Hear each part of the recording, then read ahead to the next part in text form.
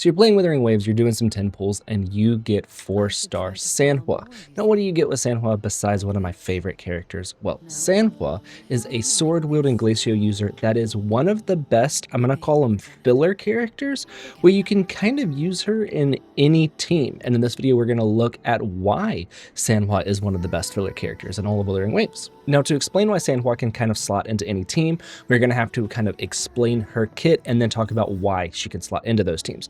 Now in this video, we are going to be using a team of Sanhua, Camellia, and Shorekeeper, which is one of Camelia's best team, especially with S6 Sanhua, which I happen to have. So this is actually Camelia's, or one of Camelia's premier teams. The other option would be Rochia instead of Sanhua, but with S6 Sanhua, she can kind of compete with Rochia as being Camelia's best support character. We are going to talk about her forte gauge, and you might notice that her forte gauge is a little bit different. It's not individual bars.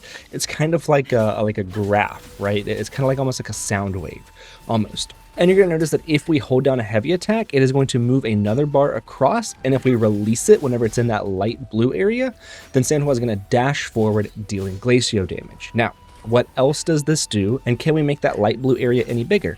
Yes. Through basic attacks, I believe it's basic attack 5, we can actually make that bar go bigger, meaning we have a larger space to release the heavy attack to do that Glacio damage, or that dash forward Glacio damage.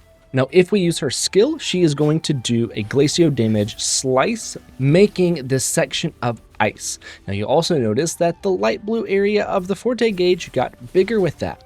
Now, if we hold down the heavy attack and she dashes forward, she is going to be what I call detonate this ice, right? It's going to detonate the ice. It is going to do damage. It's also going to give her concerto energy. And if we use her burst or her ulti, it's actually going to do a much bigger version of her skill, a much bigger glacial wall spiked Glacio thing and it's going to also make the blue bar bigger on her forte gauge, meaning that if we hold down her heavy attack, she's going to dash forward and detonate this ice as well. Now you can layer these. You can actually use your skill and your ulti right after each other, and then do one heavy attack to detonate both at the same time, dealing a ton of instances of Glacio damage. Now on her intro skill, she can also make one of these glacial spiked walls, meaning that we can have up to 3 at a single time. One from the intro skill, one from the regular skill, and one from the ulti. And then that is going to let us detonate all 3 of them at the same time. Now there is a max at how big that light blue section can get, but it's not very difficult to get to that maximum, right? And then it gives you a lot of room for error on that heavy attack. Now real quick, let's look at her passives. The first one, the damage dealt by her skill is just increased by 20% after casting her intro skill. So it's just going to give her a personal damage buff. Her second one, damage dealt by her forte circuit Ice Burst, is increased by 20% after casting basic attack 5. So if we want to increase her personal damage, we just got to bring her on the skill, do basic attack 5, which is actually good because it's going to work into one of her resonance chains to do that basic attack 5, but it's just going to increase the damage. And then her outro skill is going to give a basic attack damage buff to our incoming character, which is why she is one of Camelia's best supports. Now, none of that inherently explains why she can fill into basically any team. Well, if you watch, or if you've been paying attention while we've been going through this, she fills her concerto gauge insanely fast. One single combo, which does not take long at all, is enough to fully charge her forte circuit to swap her back off the field. So in a normal kind of full team rotation, you might start with your healer to start building up their forte gauge and their resonance liberation and all of that kind of stuff and their outro skill. Sanhua, because she can do it so fast, you can do like basic attack 5, skill burst detonate, swap to your healer to start it and go ahead and get a chunk of that enemy shield out of the way. And then you can go through their entire kit, your healer's entire kit, go back to Sanhua, and it's literally just intro skill, burst, detonate. And then you use your echo, which is most likely going to be Heron, and you have to use Heron to get its benefits. But you can do all of that to just do one big detonate, one big Glacio damage, and your concerto gauge is full, and she's ready to swap off the field. So she has such a fast rotation and a fast kit that she can slot into basically any team as simply just a shield breaker, right? Because you can just bring her on the field, do her kit, take her right back off to another character that may not necessarily need her buff, but then spend a little bit of time just kind of building up their forte gauge or building up their resonance, whatever you need to do, and then swap back to Sanhua and do it all again. Like, it's very, very easy to do her entire kit, whether you're using like skill ulti or whether you're doing basic attack 5 skill detonate, right? Oh, you can do so much. You don't even need the intro skill almost. And you're going to also notice that like every single time that we swap back to her, her burst is full and ready to go. So it's really, really easy to just use her as run through her entire kit, swap to somebody else. You can do a partial of their kit.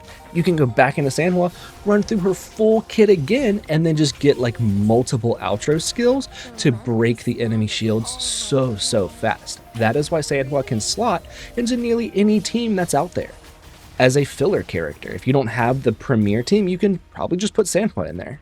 Now, if you've been playing for a while, then you probably have some resonance chains on Sanhua. So let's look at them real quick. Basic attack 5, which we already talked about, we're going to be using her kit anyway, increases her crit rate by 15%, which is going to be very, very good. It means you don't have to invest as much into her crit rate. If you can get her to like 65 or 70% crit rate, then she's actually going to have plus 15 on that. And if you're running her with Shorekeeper, that's another 12.5, right? So this is really, really good. Her S2 heavy attack detonate stamina cost is reduced, and whenever she casts her skill, her resistance and interruption is enhanced, meaning that they can't stop her from detonating, which is really, really good. Number 3, her damage dealt is increased by 35% against targets whose HP is below 70%. So you're just gonna do more damage. Number 4, using her burst gives you 10 resonance energy, which is just gonna make it to where you can use her burst even faster. Then damage of the next heavy attack detonate within 5 seconds is increased by 120%. So you can do a ton of damage with this. Number 5, crit damage of Forte Circuit Ice Burst is increased by 100%, meaning that again, you're just gonna do a lot more damage. The ice creations will explode even if they're not detonated. So even if you put them on the field and you do get interrupted, they will still detonate. And number 6, which makes her compete with Rochia as Camellia's best support, after Ice Prism or a Glacier is detonated, all team members' attack is increased by 10% for 20 seconds, stack 2 times. So it's another 20% increase in attack rate and the basic attack damage going over to Camellia. So this is really, really good.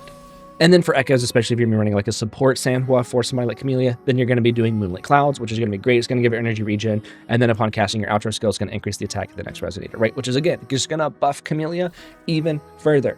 And then if you have Heron as your main one, whenever you do your echo skill after that first attack hits, then it is going to give another attack buff over to your incoming character. So this is really, really good. Now on my Sanhua, I do run a single Glacio and a single energy regen, getting her energy regen up to like 180 or around there. So that way her burst is very easily ready off of cooldown. Also, Heron is just going to give you 10 energy back to your burst also. So that actually helps even more.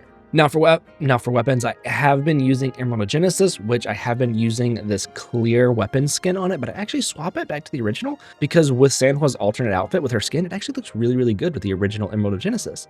This is going to get up crit rate, it's going to give her energy regen, which is great, and then whenever her skill is cast, it's going to give her an attack buff, right? So this is really, really good. She can't necessarily get that second attack buff because it can stack up to 2 times, but that's fine. We want it for the energy regen, we want it for the crit rate. I highly recommend getting a couple copies of Emerald Genesis and like Static Mist from the standard weapon banner whenever you just have those pools. I would 100% recommend getting some of these because they're so good. See, look at the skin. It looks way better than the glass one. Well, the glass one looked good on the default Sanhua skin, but on this one, this just looks great.